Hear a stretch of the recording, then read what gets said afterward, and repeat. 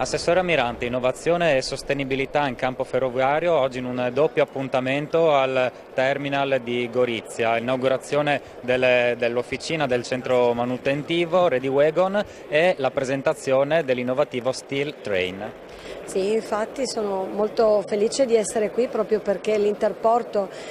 di Gorizia è quello che ha avuto il maggior sostegno finanziario nella manovra di assestamento di quest'estate, proprio perché sta avendo una nuova stagione di grande interesse, soprattutto nello spostamento delle merci attraverso il binario ferroviario, che è un po'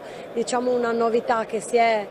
attivata non da tantissimo tempo a Gorizia rispetto agli altri interporti e che vede invece lo sfruttamento di una realtà che già esisteva, quindi il magazzino raccordato con la linea ferroviaria che consente la manutenzione dei vagoni è fondamentale soprattutto sulla linea di confine, perché è un'offerta molto interessante per gli operatori, quindi dovrebbe aumentare il numero di mezzi che si spostano attraverso la ferrovia e non più attraverso la gomma. Qui il traffico di merci è molto importante proprio legato al confine. Ci sono altre opere interessanti che si svilupperanno alle nostre spalle, che sono quelli che erano i magazzini una volta utilizzati come stalle, che potranno invece dare un'offerta di spazi molto importanti per il deposito delle merci